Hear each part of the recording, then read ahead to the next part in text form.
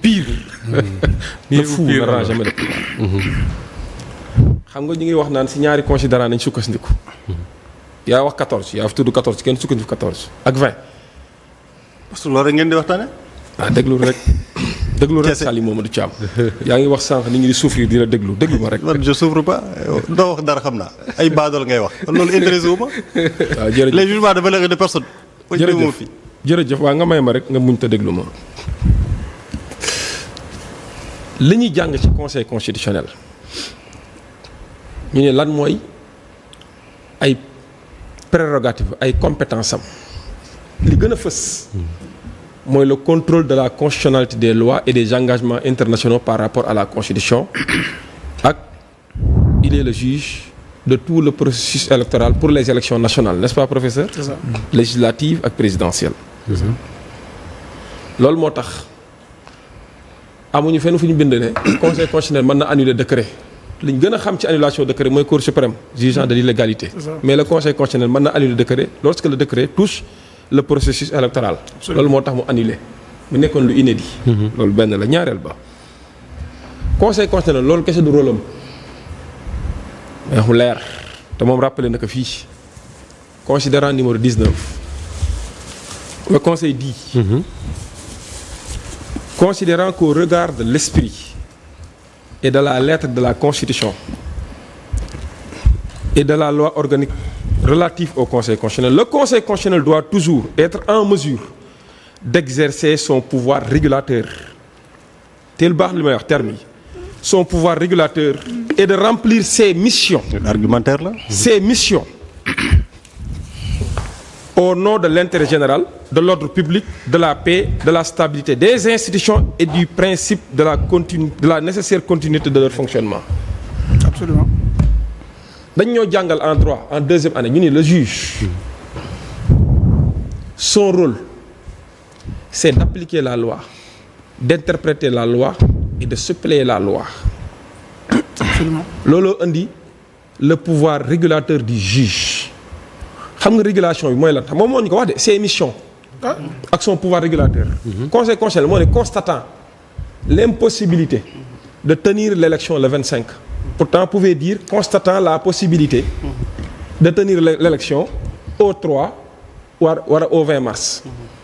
moom xam nga saisiruñ ko ci ndax mën nañoo tenir élection bi le 20. Effectivement. wala moom moo dem ba wax qui peut le plus peut le moins ngeen baal ma rek. ci liñ ko saisiroon mooy décret bi nga xam ne moom la Macky Sall révoqué l'autre décret rapporté l'autre décret boobu décret est illégal. loi bi nga xam ne moom la Assemblée nationale voté ñu tuddee ko une loi constitutionnelle pour reporter cette loi est anticonstitutionnelle ci loolu léegi nañ ko saisir.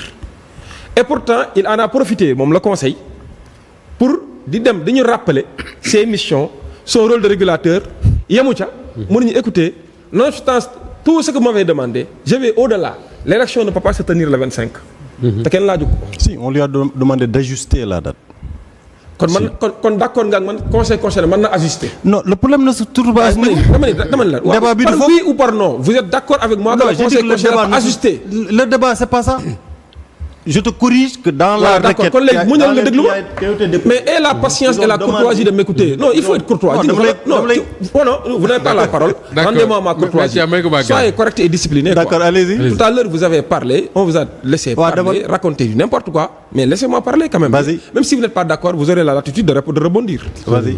Dama ni le conseil constitutionnel a dit constatant l'impossibilité. Au moment où il constate l'impossibilité, il doit être en mesure de constater la possibilité de. foofu lañ ko wax ne que mën nga fixer date xaaral ma dem plus loin. Macky Sall boo ko dégloo le président Macky Sall lan la wax nañu dialoguer pour trouver une date. Si on ne parvient pas à trouver une date je serai obligé de saisir le conseil constitutionnel pour mu jox ñu date. waxu ko waaw wala déet. Il a dit. waaw léegi ngeen bëgg a taxaw naan ay attribution nanga alors que conseil constitutionnel nee na c'est vrai amul feeñ fu ñu bind ne c'est le conseil constitutionnel qui convoque le corps électoral mais s'il y a problème sur la convocation du corps électoral moom mu yóbbee ko ba mu wax ne le 25 bi ñu convoqué mënatu la nekk moom war nañoo wax nañu même bu warata nekk ci biir fourchette bi des. même bu fekkee ni am na ay fu ñuy yu ñuy raccourcir ay délais parce que moom moo tudd meilleur délai dañu wax ni c'est le conseil constitutionnel qui a invité les pouvoirs publics à organiser les Dans les élections meilleurs délais. kon moom moo wax meilleur délai kon meilleur délai bu amee mooy am na fu ñuy waxee ni am na ay délais yi ñuy compressé. moom waroon nañoo wax ci mois de mars ndax premier tour war na ci am ak deuxième tour. loolu benn la te loolu c'est extrêmement important de le préciser.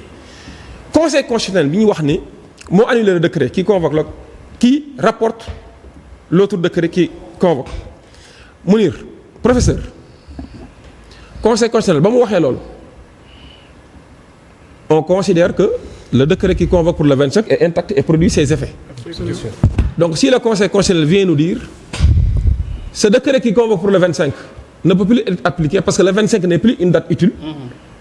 Donc le conseil constitutionnel admet que c'est lui qui a prorogé. renvoyer les élections. Qui a renvoyé les élections. Il faut ñu wax dëgg. le conseil. Oui, mais bien sûr.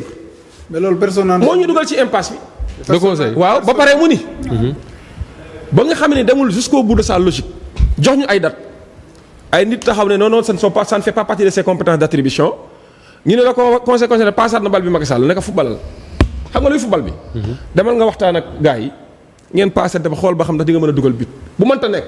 passaat ma bal bi man ma football Macky Sall wax na ko naka bu ñu mënta trouver solution. ñu demaat conseil. man dinaa yóbbuwaat mbir mi conseil constitutionnel.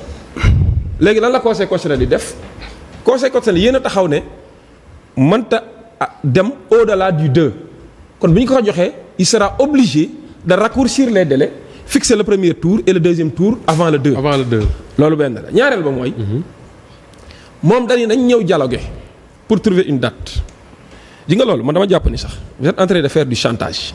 yi nga la République du jouer c'est du sérieux et c'est du très sérieux du jouer kenn du ko fowee Macky Sall moo ne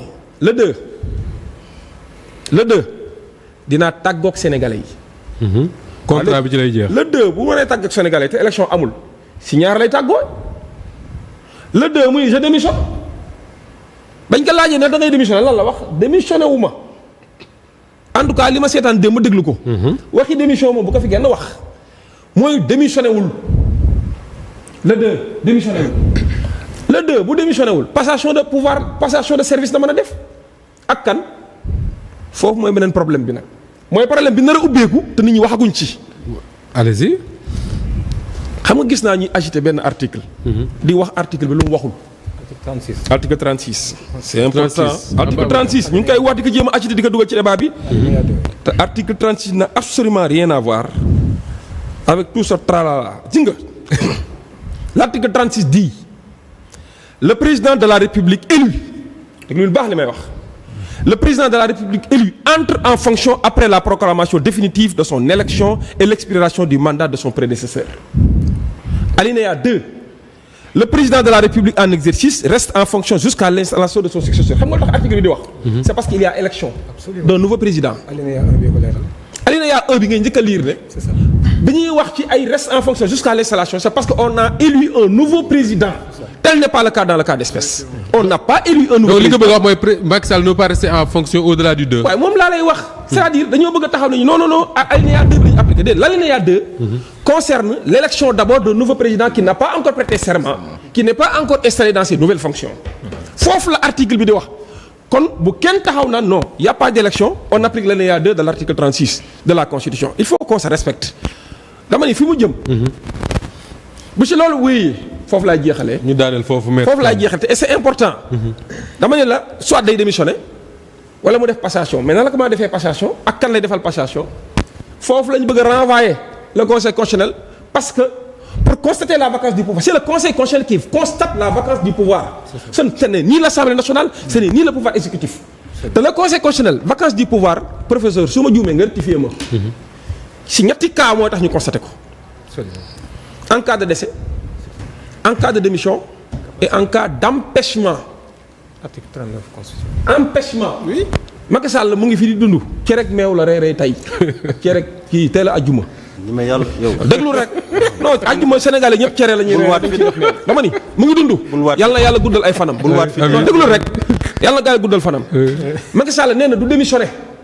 moo ko wax démb kon ñaar yooyu évacué nañ ko. évacué ko kon nañ dugg ci empêchement. xam nga li empêchement.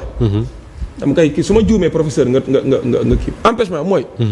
président bi feebar na ba lompañ mënatu la dem. ñu constaté que médicalement conseil constitutionnel confirmé ko. wala xel mi dem. waaw wala bopp bi nekk fi feebar na ba lompañ. wala par exemple ñu président bi daw na nekk na en fuite tey jii bu dëkk bi ñu ni fuite nekk na en fuite. oui kenn gouvernetul ñu constater l'empêchement te bu boobaa la ñuy constater la vacance du pouvoir doo ko wax ne président assemblée nationale kaay mais xam nga luy beneen problème bi. mi ngi bëgg gudd. bis bu ñu nee président assemblée nationale kaay.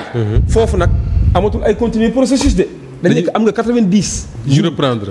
pour organiser des élections maanaam reprendre un nouveau processus. te yàlla bu ñu fa yegg. d'accord bàyyi leen seen jeu yi. te ngeen nekk di tegaat bal bi ñu fubal. alors on prend note après ñu tontu mais balay boobu professeur Mounirou Sy ñu dem ci Mame Birame man li ma fi dégg nii suñu invité yi wax ko mooy dañ doon wax ne ci